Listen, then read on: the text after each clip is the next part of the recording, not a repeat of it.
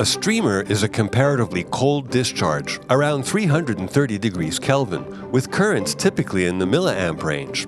Positive streamers have a constant voltage gradient of around 450 kilovolts per meter, which means they're conductive, but not that conductive. Negative streamers require more intense electric fields and are therefore generally less common. If a streamer or a volume of streamers is large enough and of sufficient duration, a leader is formed at the base of the streamers.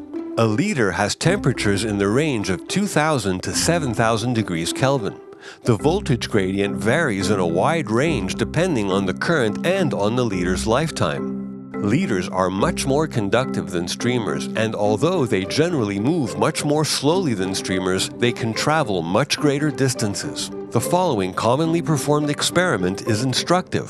A rod, which is energized by a large multi-stage impulse generator, is suspended above a grounded metal sheet. Positive polarity impulses are applied to the rod, and the gap length will vary from 20 centimeters to 10 meters. For the 20 centimeter gap, we find that the breakdown voltage is around 90 kilovolts, and so the average electric field or voltage gradient is 450 kilovolts per meter. This confirms that the gap was spanned entirely by positive streamers. As we continue to vary the size of the gap up to a distance of about half a meter, we would expect that the gap would continue to be spanned entirely by positive streamers, and that the breakdown voltage is simply equal to the gap distance multiplied by the positive streamer gradient. Once the gap reaches around the 1 meter range, we can clearly see the development of a leader.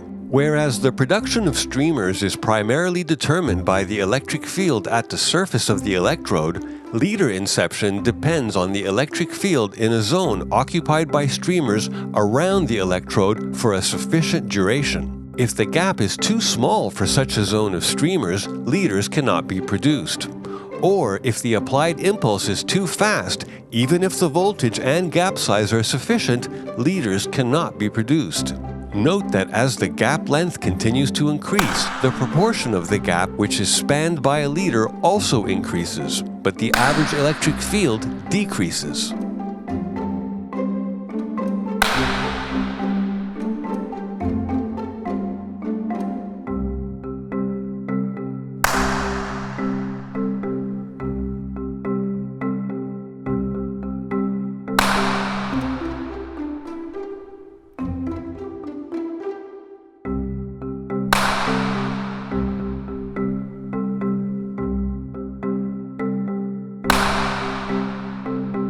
From the summary table, we can see a difference between leaders and streamers and how they affect the breakdown voltage of a gap.